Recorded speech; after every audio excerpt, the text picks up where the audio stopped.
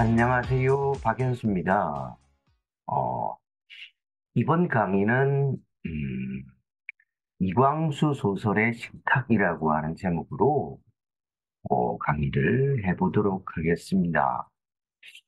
어, 그래서 이광수 하면 아마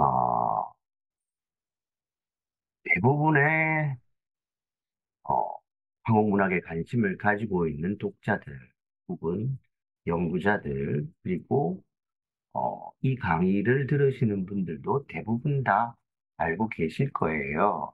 그래서 뭐 이광수 소설은 제가 시작을 할 때부터 재미있다라고 시작을 했는데요. 그러니까 뭐 1910년대, 20년대의 작품임에도 불구하고 아주 재미있습니다. 특히 이 강의에서 얘기를 하려고 하는 무정이라고 하는 소설은 100년도 더 된 소설인데도 재미가 있습니다. 1917년도 1월 1일부터 매일 신보에 연재가 되었으니까요. 정말 100년도 더 된 작품인데도 술술 읽히는 게 지금 읽을 거리 소설이라든지 혹은 다른 재미있는 읽을 거리에도 뒤지지 않는 것 같습니다. 그런데 그것은 뭐 지금도 그렇겠지만 오히려 그 시기 1910년대 중반 17년도에는 더욱 그래서요. 어, 매일신보에서도 요 무정을 사실은 뭐 그때나 지금이나 신문사들은 판매 부수를 올리는데 많이 신경을 쓰는데요. 무정을 연재하면서도 이 소설이 매일신보 이 판매 부수를 올리는데 도움이 되었으면 좋겠다라고 생각했는데 신문사에서 생각을 했던 것보다도 훨씬 큰 반응이 있어서 판매 부수가 많이 늘 정도였다라고 얘기를 합니다.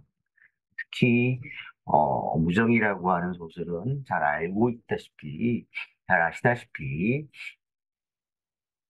경상학교 영어 교사인 이영식과 또 은사의 딸인 박영채와 김장로의 딸인 김선영이라고 하는 이러한 삼각관계를 중심으로 진행이 되는데 특히 그 영채의 기구한 삶에 공감하는 기생 독자들이 많아서 어, 신문이 발행될 시간이 되면 매일 신보사 앞에 그 기생들이 줄지어 신문이 발행되기를 기다릴 정도였다라고 하니까 인기가 어느 정도였는지를 알 수 있습니다.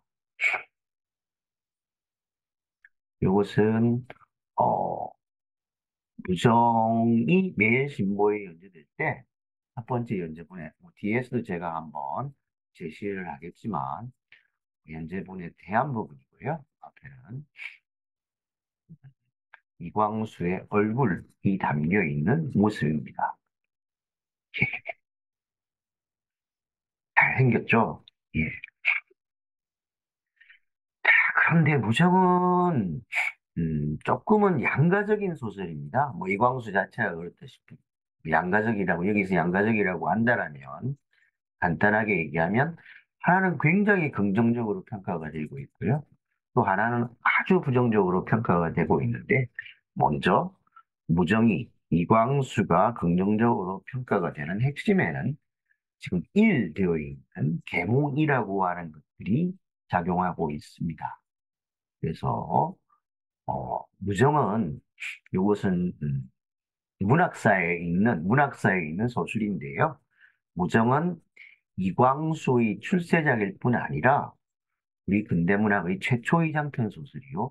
근대문학의 거보를 내딛게 한 작품이다. 그러니까 무정이라고 하는 소설은 최초의 근대 장편 소설이요. 근대문학을 시작하게 만든 근대문학의 출발점이라고 얘기하는 것이고요. 밑에는 이유가 써져 있는데 무정이 이토록 독자를 매혹시킨 중요한 이유는 그 당시의 봉건적인 인생관과는 정반대되는 오히려 그것을 송두리째 뒤집는 새로운 인생관의 표지였기 때문이라고 했습니다. 그러니까 무정이라고 하는 것이 근대장편 소설을 개척한 근대문학의 문을 연 소설로 평가를 받는데 그 이유는 당시까지의 가치관, 세계관, 한마디로 말한다면 봉건적인 오래된 가치관을 뒤집고 있기 때문이라는 것입니다. 네, 아이러니하게도 그 반대편에는 또 이광수가 피해가기 힘든 음, 어떤 멍해와 같은 존재로서 신이라는 부분이 있습니다. 그래서 1941년 12월 8일 태평양 전쟁으로 일제히 탄압, 일본의 억압이 절정에 달했을 때 어, 이광수는 카야마 미츠로, 뭐 지금은 카야마 미츠로라고 하지만 당시에는 읽을 때는 그냥 향상광란이라고 해서 그렇게 창씨 이름을 바꾸고 개명, 성과 이름을 다 바꾸어서 그다음에는 일본어로 글을 쓰고 그리고 조선의 젊은이들에게, 조선의 학생들에게 이 전쟁은 일본과 서양의, 미국의 전쟁이 아니다. 조선도 전쟁의 당사자라고 하는 논리를 펼치면서 적극적으로 전쟁에 참여할 것을 어, 연설을 하고 다녔습니다. 밑에 부분은 이런저런 중요한 역할을 했다라는 것이고요. 그런 것들을 볼 때 사실 뭐 친일이라고 하는 것은 그렇게 뭐 지금의 이야기가 되듯이 지금의 거칠게 이야기가 되듯이 친일, 반일 이렇게 보기에는 좀 힘들고요. 친일이라고 하는 것들이 35년, 6년도 식민지의 경험을 겪었기 때문에 어쩔 수 없이 불가피하게 친일을 했던 경우도 많이 있습니다만, 이광수의 경우에는 그것과는 조금 달리 뭐 자신의 논리 안에서, 자신의 논리적인 기반 아래에서 친일을 했다는 데 조금 문제가 될 것 같습니다. 그리고 어, 이것은 제가 그, 그 매일신보 1917년 1월 1일자 신문입니다. 여기에 보면 무정이라고 하는 것이 처음 연재가 되었는데요. 신문사의 입장에서 보면 뭐 요즘에도 그렇지만 1917년 1월 1일부터 무정을 연재했다라는 걸 보면 신문사의 입장에서도 무정이라는 소설을 연재하는데 아주 큰 기대를 가지고 있었다라는 것들을 알 수가 있습니다. 그리고 아까도 얘기를 했지만 충분히 그 기대에 부응을 하고 오히려 신문사가 기대를 했던 것보다도 훨씬 많은 독자를 이끌어내는 그러한 역할들을 했습니다. 여기 다시 한번 돌아가세요.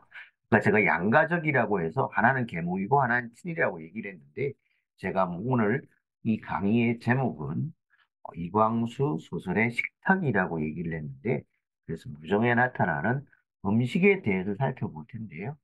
그 음식에 보면 재미있게도 이광수 소설의 두 가지 평가, 계몽이라는 부분과 친일이라는 부분이 사실 음식을 통해서도 드러납니다. 그래서 사실 아주 작은 부분. 사실 뭐 무정의 음식이라는 것들이 다른 당시의 소설들보다는 많이 나타나고 있지만 전체의 소설로 볼 때는 아주 작은 부분인데요. 그렇지만 그 작은 부분에서도 이광수가 가지고 있었던 두 가지 생각을 가늠할 수 있다라는 부분에서 흥미로운 것 같습니다. 그리고 뭐 앞에서 제가 개목이다, 친일이다. 막 이렇게 해서 뭐 근대소설, 근대장편 소설을 개척했다, 근대문학의 문을 열어제쳤다라고 얘기를 하지만 실제로 무정을 꼼꼼히 읽어보게 되면 무정에는 경상학교 영어 교사인 이영식, 은사의 딸이지만 기생이 된 박영채.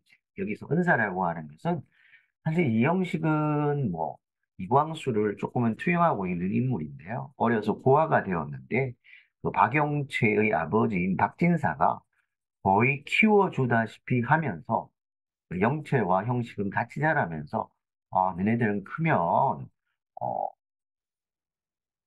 서로 부부가 되어도 좋겠구나, 서로 배필이 되어도 좋겠구나, 딱 결혼을 하라 이건 아니었지만 암암리에 그렇게 되어도 좋겠구나라고 생각을 하고 형식도 사실은 마음속에서 그런 마음을 먹고 영체도 그런 마음을 먹고 지금까지 정절을 지켜왔던 겁니다.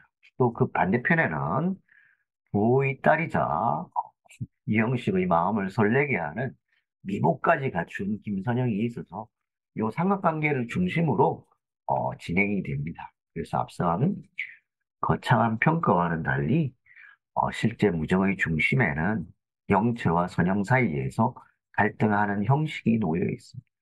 그래서 뭐 뒤에 제가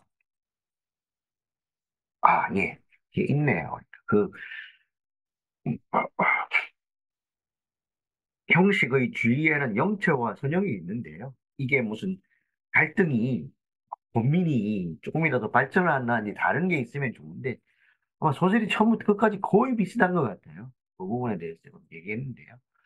만약 형식에 있어서 박영채가 은사의 딸이면서 어렸을 때부터 약조를 했던 관계이기 때문에 어, 자기가 책임을 져야 될 당위적 도덕이라고 한다면 선영은 당시 뒤에서도 얘기를 하겠지만 당시 경송에서 몇 손가락 안에 들어가는 부자로 그려집니다.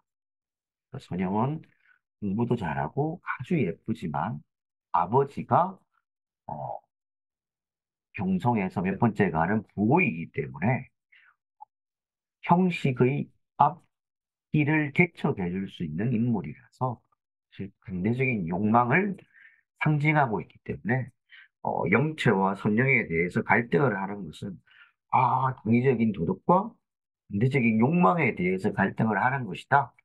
그래서 무정에서 사실 형식의 고민은 지루할 만큼 반복이 됩니다.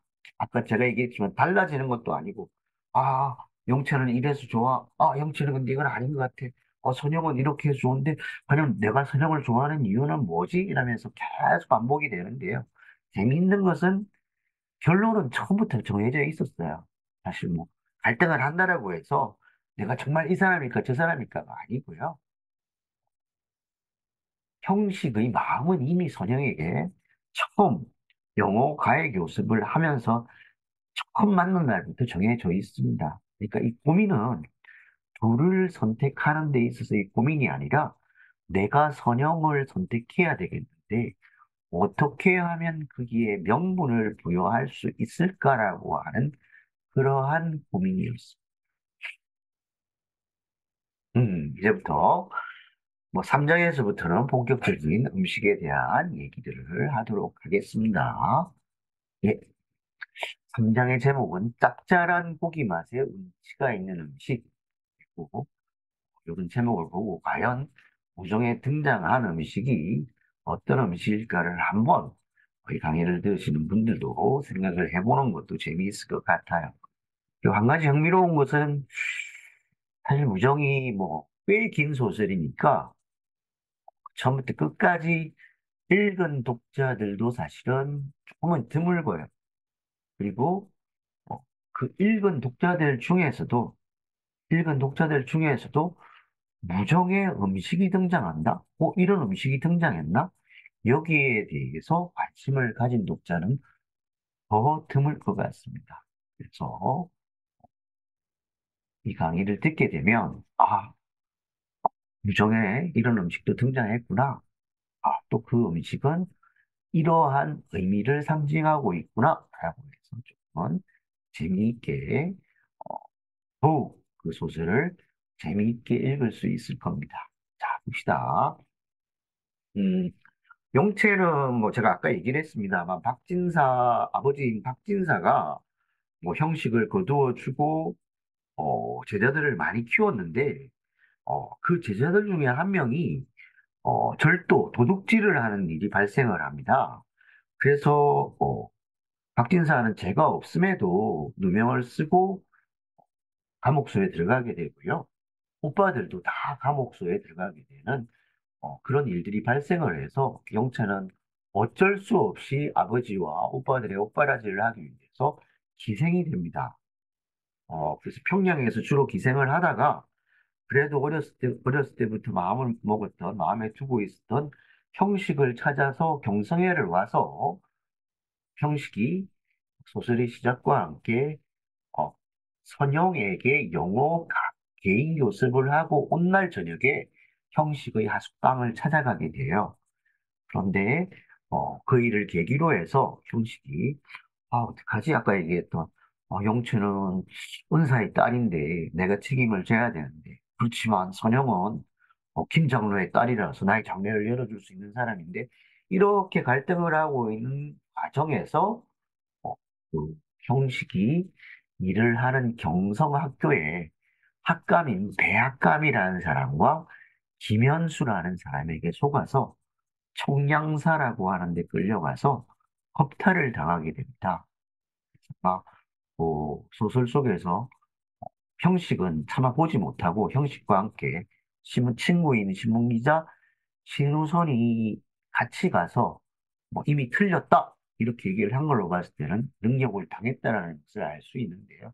그 능력을 당하고 나서 영채가 평양으로 가는 기차를 탑니다. 이 평양으로 가는 것은 이제 자신의 고향이나 마찬가지고 거기에서 쭉 기생생활을 했기 때문에 평양에서 죽기로 각오를 하고 평양으로 가는 기차를 탑니다. 그래서 그때까지 형식을 생각하며 지켜온 정절이 물거품이 되자 죽음을, 자결을 생각했던 것이죠. 그런데도 영채는 경성에서 평양까지 가는 기차를 타고 감정을 억누르기 위해서 창밖을 보고 있었는데요. 그때 기관차에서 내뿜은 석탄가루가 눈에 들어갑니다. 그 당시에는 그러니까 석탄으로 물을 끓여서 그 증기를 발생시켜서 증기의 힘으로 움직이는 그러한 방식의 기차였기 때문에 석탄을 떼는 과정에서 가루가 많이 날려서 그게 영체의 눈에 들어가게 됩니다. 그래서 영체가 처음에는 그 자기 눈에 들어간 석탄가루를 갖다 이렇게 꺼내려고 하는데 잘 꺼내지질 않고 점점점 아프고 이러니까 석탄가루가 들어가서 그런 것도 있지만 그때까지 자신의 삶, 아버지의 일, 오빠의 일들, 오빠들의 일, 그리고 형식을 위해서 정절을 지켜왔던 것, 능욕을 당한 것들이 생각이 나면서 석탄가루 때문이 아니라 막 자신의 신세가 너무 딱해서 엉 울게 됩니다. 울고 싶은데 뺨 맞았다는 것처럼 엉엉 울게 되는데 그때 마침 어떤 젊은 여자가 다가와서 친절하게 손수건으로 석탄가루, 눈에 들어간 석탄가루를 꺼내주고 괜찮다, 괜찮다 하는데도 아니다 이러면서 이제 그때는 그 세면소라고 되어 있더라고요. 기차 안에 있는 지금으로 말하면 화장실 정도가 될 것 같은데요. 세면소로 데려가서 세수까지 도와줍니다. 그녀는 도쿄에 유학을 가서 유학을 마치고 여름방학을 맞아서 고향 광주로 가던 병욱이었습니다. 광주는 아마 이 강의를 들으시는 분들도 잘 익숙하지 않은 이름일 텐데요. 북한에 있는 지명이라서 그런데 경성에서 기차를 타면 사리원을 지나서 사리원과 평양의 사이에 있다라고 생각을 하면 돼요. 지금도 존재하는 지명입니다. 그래서 병국의 고향이 광주라서 병국은 아마 부산에서부터 그 기차를 쭉 타고 가지 않았나 생각이 들어요. 그런데 병국은 이제 영채에게 석탄가루를 꺼내주고 세수를 시킨 것만으로 어, 친절이 끝나지 않고요. 아, 무언지 너무 슬프게 울고 있으니까 이렇게 종이갑을 하나를 네모난 종이갑을 꺼내와서 같이 점심을 먹자. 점심을 먹으면서 기분을 좀 바꾸어 주려고 합니다. 그래서 저는 요 강의에서 과연 네모난 종이갑 안에 무엇이 들었을까에 대해서 한번 얘기를 하려고 합니다. 자, 이거는 인용문입니다. 제가 한번 읽어볼 테니까 우리 강의를 들으시는 여러분들도 이 인용문 안에 음식이 무슨 음식인지 한번 생각들을 해보세요. 이것 좀 잡수셔요. 고 그 종이값의 뚜껑을 연다. 구멍이 숭숭한 떡 두 조각 사이에 엷은 날고기가 낀 것이다. 자, 구멍이 숭숭한 떡이 두 조각이 있는데 그 사이에 날고기가 끼었대요. 영채는 무엇이냐고 묻기도 어려워서 가만히 앉았다. 그렇겠죠. 사실 처음 보는 사람에다가 막 자기에게 친절을 베풀었는데 이게 무슨 음식이에요? 이렇게 물어보기도 조금은 어려웠다라는 겁니다. 그래서 조금 중략을 하고 나면 넘어가고 나면 둘이서 이렇게 먹다가 자 어서 잡수셔요 하고 부인이 집어줄 때 야 또 하나를 받아 먹었다. 별로 요건 중요한 부분입니다. 별로 맛은 없으나 그새에 낀 짭짤한 고기 맛이 관개치 않고 전체가 특별한 맛은 없으면서 무엇인지 알 수 없는 운치 있는 맛이 있다였다. 다시 한번 정리를 해볼게요. 구멍이 숭숭 뚫린 떡이 두 조각이 있어요. 그리고 그 사이에는 얇은 날고기가 하나 끼어 있어요. 그런데 그게 참 아이러니한 게 특별한 맛은 없어요, 먹어봐. 어떤 음식을 먹었을 때는 아, 이 음식이 짜다, 달다, 시다, 쓰다 이런 걸 통해서 맛있다 이렇게 돼야 되는데 특별한 맛은 없는데 운치가 있는 맛이라고. 그러니까 어떤 특별한 맛을 느끼기는 힘들지만 좋은 이미지로 좋은 느낌으로 다가왔다라는 것인데 그것이 아마 그 당시에 새로운 음식이 조선인들에게 일본인들에게 다가오는 방식이었을 거라고 저는 생각을 합니다. 봅시다. 두 사람은 두 조각씩 모두 네 조각을 먹었어요. 결국은 또 한 조각을 먹으니까 일단 소설에 나온 것만 다섯 조각인데 더 있을 수도 소설에 나온 것만 다섯 조각이니까 더 있을 수도 있다라는 얘기. 그러면 병욱이 영채에게 선뜻 내어준 음식, 떡 두 조각 사이에 날고기가 낀 음식, 특별한 맛은 없지만 인치가 있는 음식. 그 음식은 무엇이었을까요?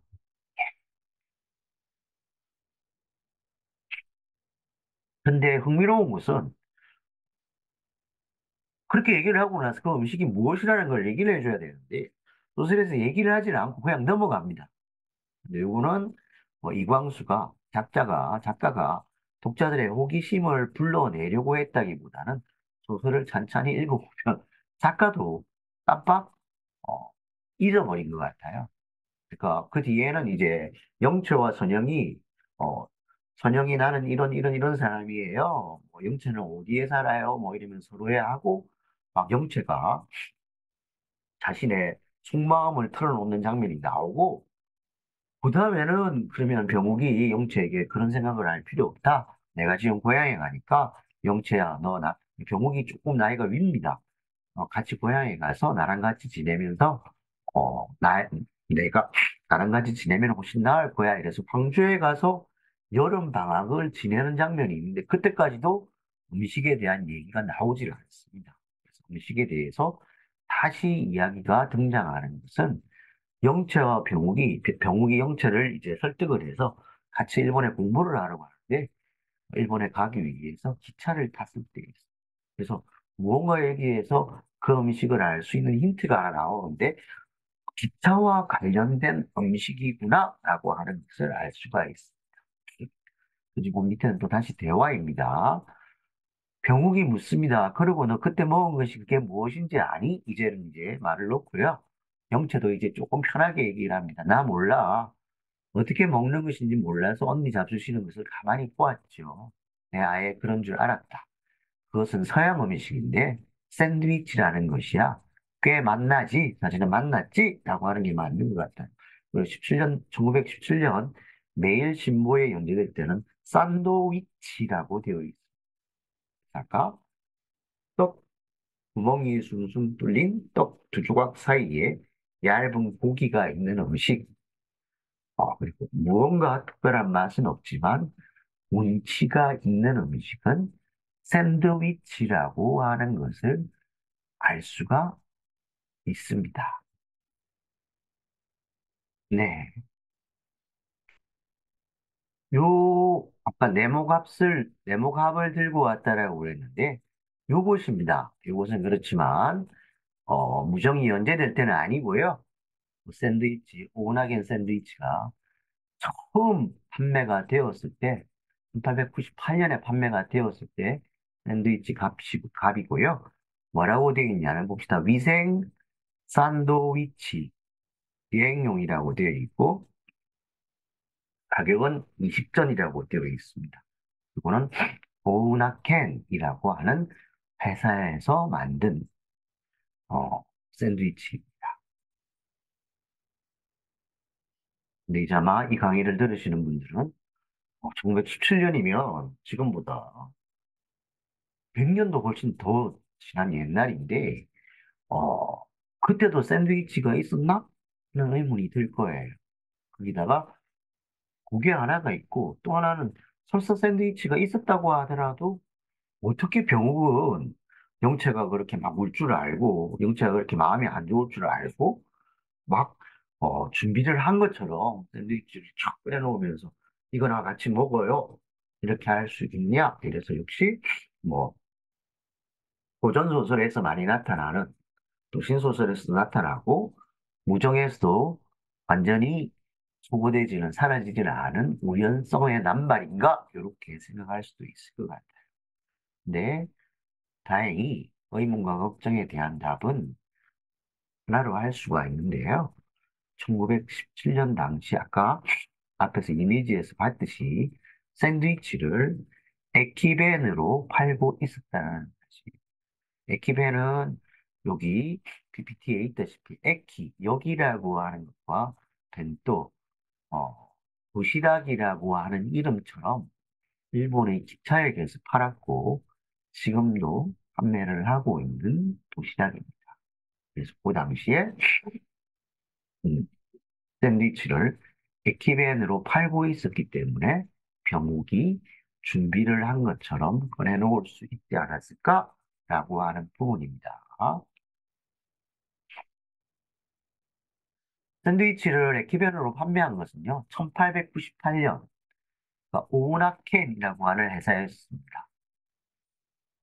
앞에서 봤지만 위생 샌드위치 여행용이라는 이름이 붙어 있고 가격은 20전이라고 되어 있습니다. 그죠? 여기서 봤을 때 20전이라고 되어 있는데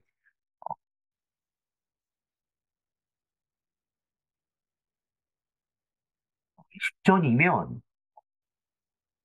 처음 팔았을 때 20전이라고 하면 지금의 돈으로 환산을 한다면 뒤에 뭐, 뭐 영채가 병욱이 영채에게 선뜻 내어줘서 먹었을 때도 얘기를 하겠지만 20전을 지금으로 환산한다라고 한다면 10,000원 정도가 됩니다. 그러니까 싼 가격은 아니었습니다. 다른 물가와 같이 제가 비교를 해드리겠습니다. 오나켄사는 창립 때부터 오나켄 샌드위치를 기회로 팔았는데 판매를 하자마자 승객들에게 큰 인기를 얻었습니다. 어, 어, 이 인기는 조금 설명할 필요가 있는데요. 아까 얘기를 했지만 특별한 맛은 없는데 운치가 있다라고 했는데 당시 일본에서 샌드위치를 팔지 않았던 건 아니었어요. 뭐 고베의 외국인 거류지 앞에 또 도쿄의 긴자의 번화가 등에서 서양 음식점에서 샌드위치를 팔았는데 일반적인 사람들이 일반적인 일본인들이 가서 어, 구매해서 먹기는 조금 힘들었던 음식이에요. 그래서 에키벤으로 팔기 시작하니까 조금 가격은 있더라도 서양 음식을 먹는다. 나는 어, 서양에서 유래한 음식을 먹는다라고 하는 그 당시에 이제 일본에서 뭐 록메이칸이라든지 해서 서양열과 관련되어 있는 그러한 기호가 작동을 했다라고 보면 될 것 같습니다. 요거는 그때의 건 아니고요. 1998년, 1898년부터 만들기 시작했다라고 했는데, 판매하기 시작했다고 했는데, 1998년, 100년이 지나고 나서 고 오나켄 회사에서 100주년 기념으로 처음 팔았던 것과 비슷하게 만들어서 팔았던 요 샌드위치의 모습입니다. 그래서 요거는 지금 햄 샌드위치고요. 이건 치즈 샌드위치인데 어, 병욱과 영채가 먹었을 때는 햄 샌드위치만 있습니다. 치즈 샌드위치는 없었습니다. 가마쿠라 햄을 넣은 햄 샌드위치가 있었고요. 아까 소설에서 네 개를 두 사람이서 두 개씩 먹고 병욱이 하나를 더 먹으려고 했다라고 했는데 그래서 적어도 다섯 개라고 했는데 지금 여기를 보게 되면 하나, 둘, 셋, 넷, 다섯, 여섯 개가 되어 있습니다. 그리고 크기는 아주 작게 되어 있어서 기차에서 먹어야 할까 작게 해서 한 입에 들어갈 수 있게 만들었던 것으로 보입니다. 그래서 판매 100주년 기념으로 나온 샌드위치고요. 크기를 작게 해서 먹기 편하게 만들었다. 그리고 햄을 넣은 한 종류만 판매를 했다. 제가 앞쪽에 설명을 드렸습니다. 그러면 영채와 병욱이 먹은 오락캔 샌드위치는 가격이 얼마나 했을까? 아까 1898년에는 20전이라고 되어 있었습니다. 그리고 제가 확인을 할 수 있었던 것은 1929년에는 30전, 1933년에는 35전이었습니다. 소설의 시간적인 배경인 1917년에는 얼마인지를 알 수 없었는데요. 요 가격들을 통해서 추정을 해보니까 아마 1917년도에는 25전 안팎이었을 거라는 어, 추정이 나왔습니다. 그래서 그걸 지금으로 환산하면 12,500원 정도가 되고요. 당시 소바가 8전에서 10전, 커피가 10전이었다라고 하면 25전이라고 하면 어느 정도가 되는지를 알 수가 있습니다. 커피는 뭐 그렇다라고 했을 때 소바가 소바는 왜 이렇게 소바는 일본에는 유명한 국수가 두 가지가 있는데요. 하나는 소바고 하나는 우동입니다. 소바는 메밀로 만들어서 어두운 빛깔의 국수이고요. 우동은 밀로 만들어서 조금 밝은 빛을 띠고 있습니다. 근데 왜 이렇게 커피보다도 더 쌌느냐라고 한다면요. 그 당시에 요 8원에서 10전 하는 소바는 아주 양이 적었습니다. 그 성인이 먹는다라고 하면 두세 그릇 정도를 먹어야지만이 한 끼에 그 정도를 먹기 때문에 이렇게 가격이 쌌다라고 생각을 하면 될 것 같습니다. 오은하켄 샌드위치를 팔았던 이거는 오은하켄이라고 하는 것은 오나라고 하는 지명이 있습니다. 어, 도카이도 선에 있었습니다. 이건 뒤에 제가 한번 설명을 드리겠는데 도카이도 선은 1889년 7월에 개통된 철도로 도쿄에서 요코하마를 거쳐서 어, 고베에 이르는 그러한 철도 노선이었습니다. 어? 그래서 그 일본에서 에키베는 각 지역마다 지역의 특산물로 만들기 때문에 각 지역마다 다른 에키베를 팝니다. 물론 이 샌드위치라고 하는 것은 서양 음식이라서 그 지역의 특산물은 아닙니다만 그래서 역시 오나라고 하는 데서 팔았다라고 어, 아시면 될 것 같고요. 그래서 무정에서 병은 도쿄에서 유학을 하다가 고향인 광주로 돌아가던 중이었습니다. 그러니까 도쿄에서 고베까지는 도카이도선을 타고 고베에서 시모노세키까지는 산요선이라는 또 철도 노선이 있었습니다. 고베까지는 도카이도선을 타고 또 죄송합니다. 고베에서는 시모노세키 간부연락선을 타던 시모노세키까지는 산요선을 이용했다라고 알면 될 것 같습니다. 그러니까 당연히 도카이도선을 탔을 때 오나역을 거치기 때문에 샌드위치를 준비하는 것도 어렵지는 않았을 거라고 생각이 듭니다.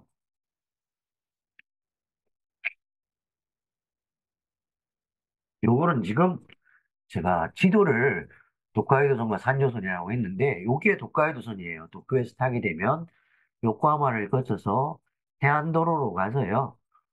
나고야를 거쳐서 오사카를 거쳐서 고베까지 오는 게 홋카이도 선입니다. 요렇게.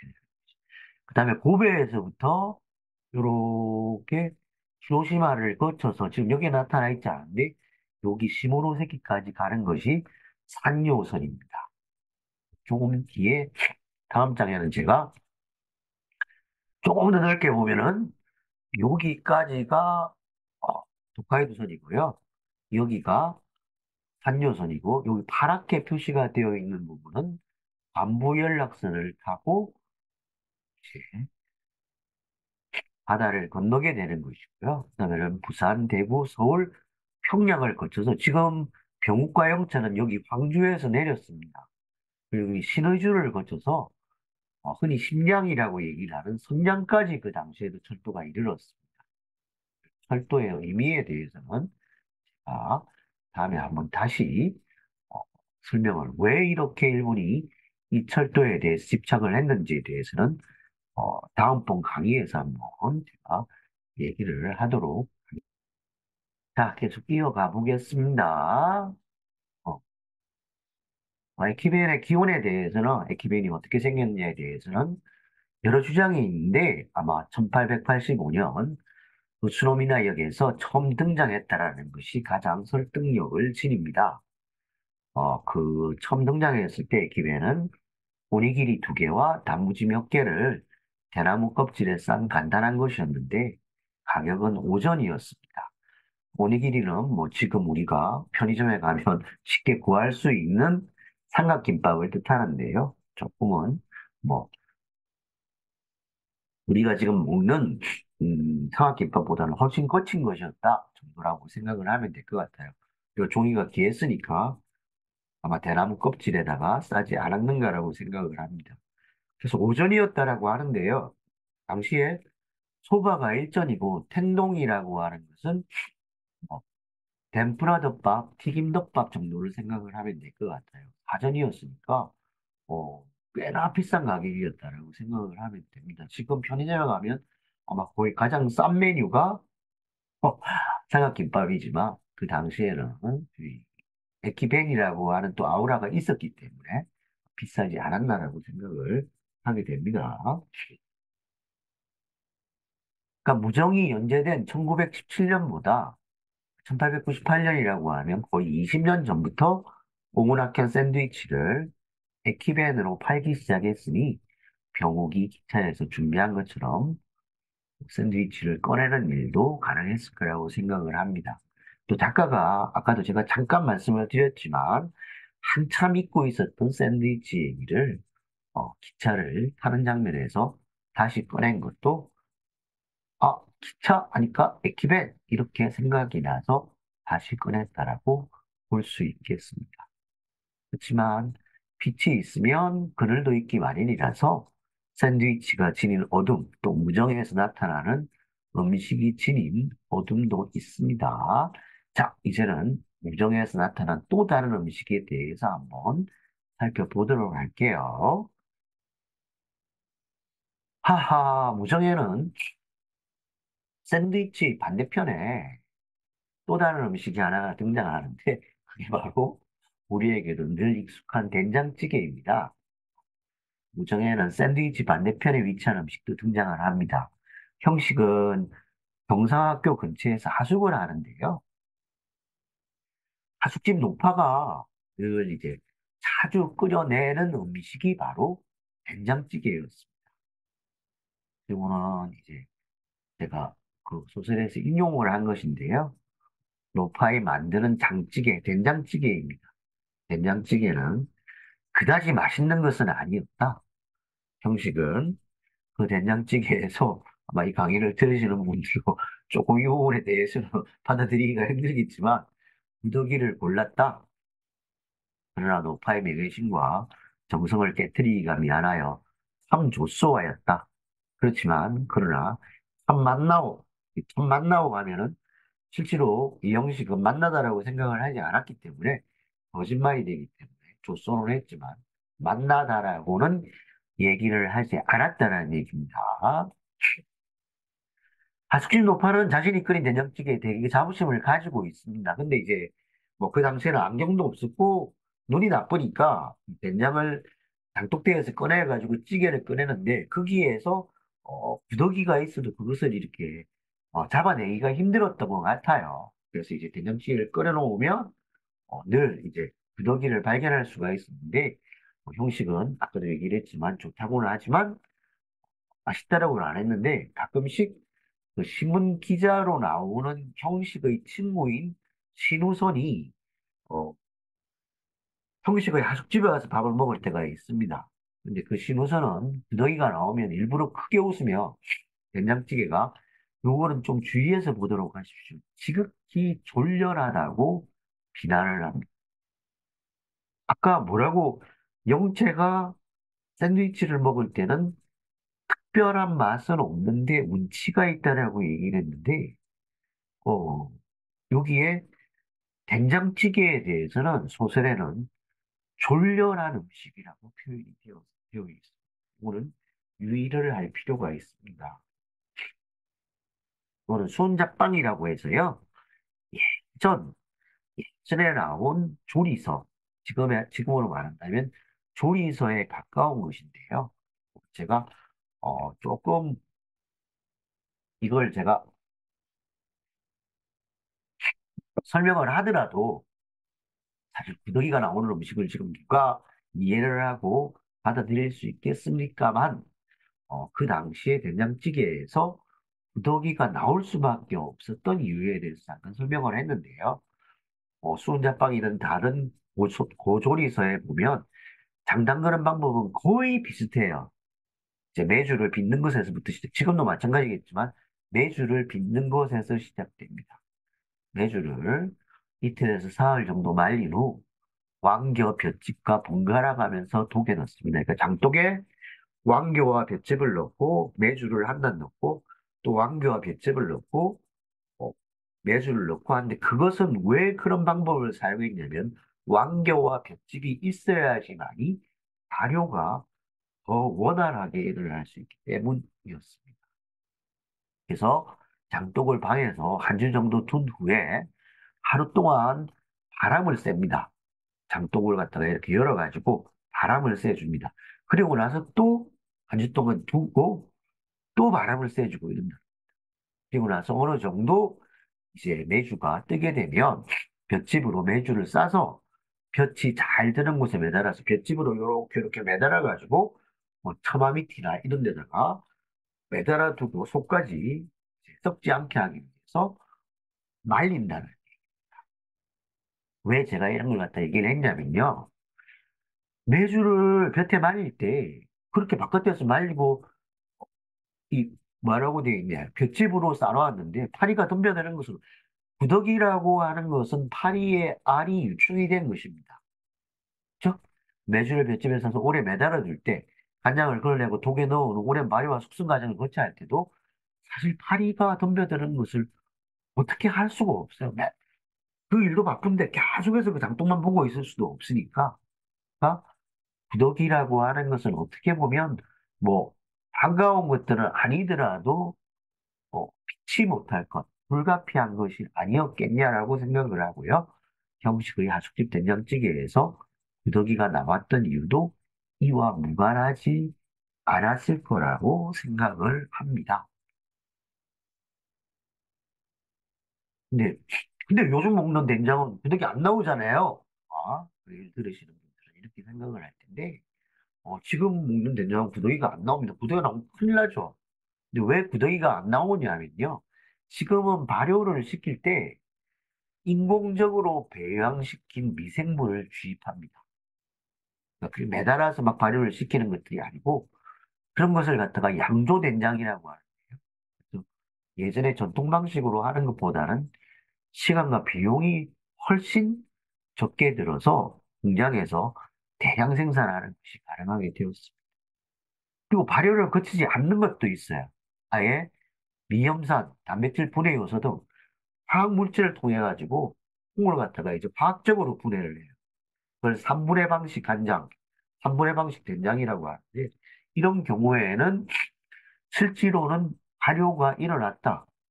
발효가 일어났다라고 보기에는 힘들고 전통적인 발효 방식은 아니었다라고 생각을 하면 아니라고 생각을 하면 됩니다. 요거는 일본의 무로우지 간장 회사의 양조장 모습인데요. 1573년에 양조장으로 시작했는데 메이지 시대에는 공장으로 바뀌어서 아까 했던 요 양조 된장을 만드는 방식으로 이제 간장과 된장을 만들었던 곳입니다. 이제 다시 이광수에 대한 평가로 한번 넘어가 보도록 하겠습니다. 자, 뭐 이광수에 대해서는 하나는 최초의 근대장편 소설을 개척해 근대문학을 열어젖혔다. 그것이 계몽이고 다른 한편에는 신이라고 하는 것이 작동을 하고 있다라고 했는데요. 먼저 이 부분, 과연 이광수가 얘기했던 계몽이라는 것은 무엇일까를 다시 한번 생각을 해본다면, 김선영은 김장로의 딸이에요. 근데 김장로는 경성에 있는 교인들 중에서 두세 번째 가는 재산가였어. 땅도 있고, 저금도 있고, 주식도, 그 당시에 주식도 있었습니다. 지금 명치정이라고 하는 곳, 지금 명동에 증권거래소, 주식거래소가 있었죠. 취인소라고 해서 큰 집도 가지고 있었어요. 그런, 어, 돈도 없고, 환경도 좋지 않고, 평판도 좋지 않은 형식이게. 소설에서 보면 경상학교에서 교사 생활을 하면서도 다른 교사들에게와 싸우고, 다른 교사들에게 인정받지 못하고, 그렇게 평판이 좋지를 못합니다. 형식에게 미국 유학 등 장래를 보장해 줄 수 있는 존재입니다. 그러니까, 음, 이광수가 무정을 통해서 그 무정이라고 하는 제목은 옛날에 가지고 있었던 감정, 옛날에 가지고 있었던 관행적인 감정에서 없어져야 한다는 것인데, 그러면 그것 대신 근대적인 감정, 선형을 통한 감정을 가지고 있어야 된다라고 했는데, 근대적인 감정은 관습, 속박, 의무 등에서 벗어난 것인데, 이 위의 것들을 고려할 때, 그것의 반대편은 어, 지금 우리에게 조금은 익숙한 것이 아닌가. 김장로라고 하는 존재를 볼 때 그런 생각들을 하게 됩니다. 그렇다고 한다면 이러한 사고 속에서 무정에 나타난 이광수의 사고 속에서 샌드위치와 된장찌개 하나는 치가 있는 음식, 하나는 아주 졸렬한 음식이라고 하는 이분법 두 개로 나누어진 그 사고의 바깥을 떠올리는 것은 힘들지도 모르겠습니다. 그리고 중일전쟁, 태평양전쟁 등 일본 제국주의가 막바지로 치달았을 때 대공화국령이라는 것은 아시아가 하나가 되어서 서양과 분쟁을 해야 한다. 서양에게 이겨내야 한다라고 하는 논리, 주장을 얘기하는데요. 정당성을 주장하며 조선의 젊은이들에게, 조선의 학생들에게 학병으로 입대할 것을 역설했던 이광수 혹은 하야마 미츠루의 행정 역시 어쩔 수 없었던 것은 아니었겠는가? 그러한 사고 속에서는 벗어날 수 없지 않았겠는가? 라는 생각을 하게 되고요. 그리고 둘로 나뉜 하나는 계몽, 최초의 근대소설, 최초의 근대문학이라고 하는 것과 신이라고 하는 둘로 나뉜 그의 작품과 행적에 대한 평가 역시 이미 샌드위치와 된장찌개라고 하는 이양 대립 속에서 발생한 것이라는 점에서 앞서서 얘기했던 것과 동전의 양변과 같다고 할 수가 있을 것 같습니다. 예. 어, 이번 강의는 이광수의 무정을 중심으로 이광수에 대한 두 가지 평가, 하나는 계몽과 하나는 친이라고 하는 것을 무정에서 나타나는 샌드위치와 된장찌개를 통해서 그것이 어떤 것이었는가 음식을 통해서도 상징적으로 드러난다라는 것을 알아보았습니다. 자, 이번 강의는 이것으로 마무리를 하도록 하겠습니다.